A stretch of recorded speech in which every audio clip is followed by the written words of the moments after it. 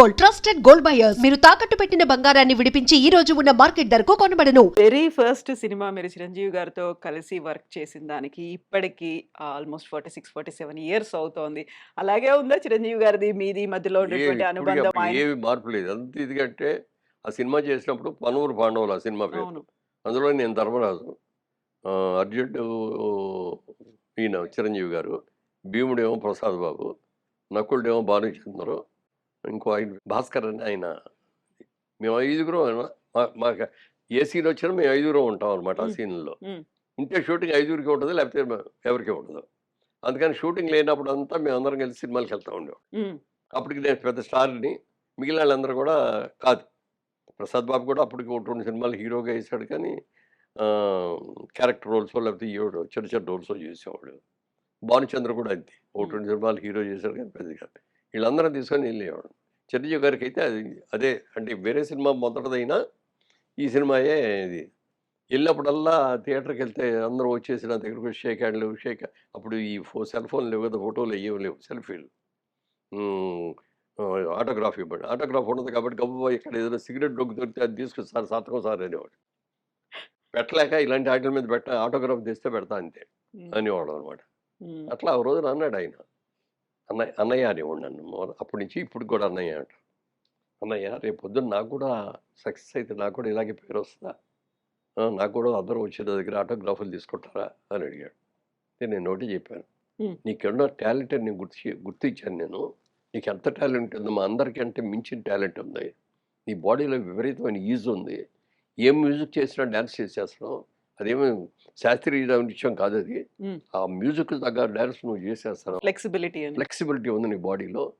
తర్వాత కన్ను, నీకు బ్రహ్మాండమైన కన్ను ఉంది. ఇట్లా ఇట్లా ఇది చూస్తే అవతలాడు భయపడిపోయే అంత ఎక్స్ప్రెషన్ ఉంది ఆ కంటిలో.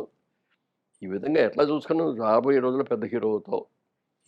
ఏంటి దీనికి మించిన ఇండస్ట్రీకి మొగుడు అవుతాయ్యా నువ్వు అన్నాను. మన ఊరి పాండవుల టైంలోనేనా అప్పుడే చెప్పారు? అప్పుడే ఉమ్, కృష్ణరాజు గారు అన్నాడు, మురళి వీడు పెద్ద యాక్టర్ అవుతాడు ఇక, కన్ను చూసా మంచి విలన్ అవుతాడు అన్నాడు. విలన్ ఏంటండి బాబు, ఇండస్ట్రీకి మొగుడు అవుతాడండి నేను. అదే జరిగింది. ఉమ్. సో ఆ రోజు ఇప్పటికీ ఆ రోజున ఆయన ఎలా ఉన్నాడు, ఇప్పటికీ అదే ఉంటుంది. మాట, పద్ధతి, మర్యాద. ఇప్పుడు నా ఎక్కడ సెట్లోకి వెళ్తే వస్తే గబుక్కలు లేచి నిలబడి కుర్చీ వేయించి కూర్చున్న తర్వాత కానీ కూర్చో.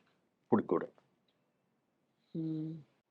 ఒక ఈ అప్రిసియేషన్స్ ఇవన్నిట్లలో ఒక ఇప్పుడు చిన్న ఇంకా ఇప్పుడు కొత్తగా వచ్చిన హీరోలు ఉంటారు. నేను వస్తున్నానని తెలుస్తుంది. నేనంటే నేనే కదా, ఒక సీనియర్ యాక్టర్. ఇలా తిరిగి మాట్లాడుతూ ఉంటారు. వాళ్ళు వచ్చి చూసుకొని గుడ్ మార్నింగ్ అని వాళ్ళు చెప్పి గుడ్ మార్నింగ్ సార్ రండి వచ్చారా రండి రండి అంటారు, కానీ ఇట్లా అంటారు కానీ ఎవరు.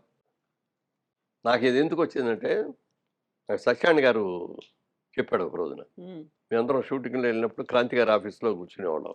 అక్కడికి వచ్చి కూర్చున్న రోజున మేమిద్దరమే ఉన్నాం. నీకు 2-3 పాయింట్లు చెప్తాను, నువ్వు గుర్తుంచుకో లైఫ్లో ఎప్పుడైనా సినిమా ఇండస్ట్రీలో అన్నాడు. చెప్పండి అన్న. ఒకప్పుడు పెద్ద హీరోలు గాను, లేకపోతే పెద్ద కమెడియన్స్ గాను, పెద్ద విలన్స్ గాను ఉన్నాళ్ళు ఉంటారు. మనకంటే ముందు వచ్చిన వాళ్ళు. మనకంటే ముందు వచ్చిన వాళ్ళు, మనకంటే బాగా పేరు వచ్చిన వాళ్ళు. వాడికి ఇప్పుడు సినిమా లేకపోవచ్చు. ఉమ్, నువ్వు పెరిగావు, కానీ వాళ్ళు తరిగారు.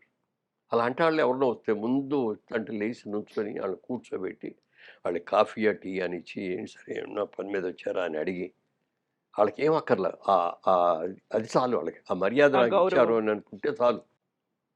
అలా అనుకుంటారయ్యా. అలాంటి వాళ్ళు ఎవరైనా వచ్చినా నువ్వు లేచి నిలబడి కూర్చోబెట్టి కాఫీ టీ ఇచ్చి, ఏదైనా ఆర్థికంగా ఏదైనా సహాయం కావాల్సి వస్తే ఇచ్చి అలా చెయ్యాలి అని చెప్పాడు. చాలా బాగుందండి ఇది అన్న. తర్వాత ఇంకోటి చెప్పాడు, ఇప్పుడు నీ మీద సినిమాలు తీస్తున్నారు కదా, నీకు సినిమా ఇవాళ షూటింగ్ లేదనుకో, అక్కడికి వెళ్దామా ఇక్కడికి వెళ్దామా ఆ ఊరు వెళ్దామా అని అనుకోకు. నీకు సినిమా రేపు ఉండదు అని తెలిసిన రోజున ముందు రోజు నీ సినిమా ప్రొడ్యూసర్లకు ఫోన్ చేయి. ఇప్పుడు రన్నింగ్లో ఉన్నాళ్ళు, ఏమంటే రేపు నాకు షూటింగ్ లేదు, ఫ్రీగా ఉన్నాను, మీరు ఏదైనా పెట్టుకుంటారా అని అడుగు. వాళ్ళు ఏదైనా ప్యాచ్ వర్క్ ఉన్నా పెట్టుకుంటారు, లేకపోతే ఏదైనా అవుట్డోర్ ఇంకో ఆర్టిస్ట్ దొరికితే ఇద్దరు తీసుకెళ్ళి ఇట్లా చేస్తారు. అందుకని మనకు ప్రొడ్యూసర్ ముఖ్యం, మనకు అన్నం పెట్టేవాడు ప్రొడ్యూసర్. అందుకని నీకు ఎప్పుడు ఖాళీ వచ్చినా నువ్వు నీ ప్రొడ్యూసర్కి చెప్పు, డబ్బింగ్ పెట్టుకోవచ్చు, ఇంకోటి పెట్టుకోవచ్చు. అందుకని వాళ్ళకి ఎవరికి చెప్పండి సెలవు వచ్చిందిలే అని చెప్పి వెళ్ళిపోవద్దు అని ఇట్లా ఈ రెండు చెప్పాడు. ఈ రోజుకి పాటిస్తాను నేను, ఉమ్. ఈ రోజుకి. ఆ కాలంలో మీకు సత్యనారాయణ గారు చెప్పినటువంటి ఈ ఒక మంచి మాట, దాంతో పాటుగా మీకు కాంటెంపరరీ, సో మీ తర్వాత వచ్చిన వాళ్ళ దగ్గర నుంచి మీరు నేర్చుకునేవి చాలా ఉన్నాయి కదా! సో ఉన్నాయి. అప్పటికప్పుడు వాళ్ళు ఏం చెప్తున్నారు అనేది దాన్ని ఫాలో అవ్వడం. అందులో ఏం మంచి ఉంది, మనకెంత అదే ఉపయోగపడుతుంది అని. అందుకని ఇప్పుడు పిల్లల్లో కూడా బ్రహ్మాండంగా ఉండేవాళ్ళు ఉన్నారు. Talent, excellent talent. హ్మ్. వాళ్ళు ఎంత శ్రమ పడుతున్నారు. ఒక సినిమా కంటే 2 ఏళ్ళు, సంవత్సరం డేట్లు ఇంకెవరికి ఇవ్వకుండా మేము సంవత్సరానికి 15 సినిమాలు చేసేవాళ్ళం. మరి ఇప్పుడు ఒక పెద్ద సినిమా అంటే 3 ఏళ్ళు చేస్తారు, 2 ఏళ్ళు చేస్తారు. ఎంత కష్టపడతారు. లావు అవ్వాలంటే లావు అవుతున్నారు, సన్నపడమంటే సన్నపడుతున్నారు. హ్మ్. వాళ్ళ కృషి, వాళ్ళ దీక్ష ఇవన్నీ మరవలేసు. ఎవరిని తక్కువ చూడకూడదు. కొన్ని ఏంటంటే పైగా కనపడినప్పుడు అలా అనలేదే, ఇలా చేయలేదు, ఏమన్నా పలకరించలేదని ఉంటుంది కానీ అదేం కాదు. వాళ్ళు కూడా ఇప్పుడు యంగ్స్టర్స్ కూడా చాలా టాలెంటెడ్, బ్రహ్మాండంగా చేస్తారు. హ్మ్. యూజువల్‌గా ఒక పద్మశ్రీ వచ్చింది అనగానే మాకు వినిపించేటి వాటి మాట, ఒక అవార్డ్ వచ్చింది, పురస్కారం, మా బాధ్యత మరింతగా పెరిగింది అనేది ఒకటి ఉంటుంది కదా! సో అది రిసీవ్ చేసుకున్న తర్వాత అనిపించినటువంటి మూమెంట్, దీన్ని ఫర్దర్‌గా కంటిన్యూ చేయాలి అంటే మళ్ళీ ఒక దాన్ని ప్లాన్ చేసుకోవాలి, సెటరేట్ చేసుకోవాలి, షెడ్యూల్స్ చేసుకోవాలి అంటే ఏం గుర్తొచ్చింది ఇమ్మీడియేట్‌గా మీకు? అంటే ఇప్పుడు 10th అయిపోయిన తర్వాత కాలేజీకి వెళ్ళాలి కదా! అవును అదొక కదా! ఆ! చాలా ఉంటుంది. థ్రిల్‌గా ఉంటుంది. మొదలాగా ఆఫ్ అప్పుడు దాకా నిక్కర్లు వేసిన వాళ్ళ ప్యాంట్లు వేసుకుంటాం. అప్పుడు దాకా నడిచి వెళ్ళిన వాళ్ళందరూ కూడా సైకిళ్ళ మీద వెళ్తాం. లేకపోతే అప్పుడు దాకా చెప్పులో ఇంకోటో వేసుకున్న వాళ్ళందరూ షూ కొనుక్కొని అట్లా ఎట్లా వస్తుందో ఓ పద్మశ్రీ వచ్చినప్పటికి మాకు కూడా అది వచ్చింది అని అనుకుంటాం. వచ్చిన తర్వాత నెక్స్ట్ రావాలనే కోరుకుంటాం తప్ప ఇది ఇంత తాగు చాలే వచ్చింది అని హ్మ్. చాలే అనేది వచ్చిన సంతృప్తే.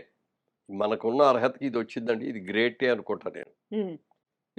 అది రావాలి ఇది రావాలంటే పోతాం. టైం వచ్చి మనం కృషి చేసి మనం విన్న అన్నీ మంచి చేసామని అనుకుంటే వచ్చేద్దాం సంతోషం. రాలేదని డిసప్పాయింట్ అవ్వను నేను. సో టైం మీద డిపెండ్ అవుతుందా? మన టాలెంటా? అదృష్టమా? దేన్ని మీరు నమ్ముతారు? అన్నీ ఉండాలి. ఒకదాంతో కాదు. హ్మ్. ఒక కూర ఉండాలంటే అందులో ఎన్ని కావాలి? అన్ని ఇంగ్రీడియెంట్స్ ఉండాలి. ఆ! ఇది అంతే. జీవితంలో కూడా అంతే. జీవితంలో కూడా తిలుపులు, కారాలు, చేదులు అన్నీ ఉంటాయి. హ్మ్. అన్నిటిని అనుభవించాలి. అన్నిటిని కూడా సమానంగా తీసుకోవాలి. హ్మ్. And for more videos, Please subscribe to iDream channel. Subscribe to iDream Media. Please subscribe to iDream. Please subscribe to iDream. Please subscribe iDream. And please subscribe to iDream. For more videos, subscribe to iDream. please like, share, and subscribe to the channel. Congratulations, iDream. Subscribe to iDream. Subscribe to iDream. So subscribe to iDream Media. iDream की iDream team अंदर की huge congratulations. Please subscribe iDream Media. Please subscribe to iDream. Subscribe iDream. Please subscribe to iDream. iDream అంటే నా కళల channel subscribe చేసుకున్న నోరు తిరుగుతలేదు, మీరైతే గంట గుర్తు కొట్టండి. For more such videos, please subscribe to iDream. Subscribe to iDream. Please subscribe to iDream. Please subscribe iDream Media. Please do subscribe to iDream. Please subscribe to iDream Media. For best entertainment and information, please subscribe iDream. And don't forget to subscribe to iDream.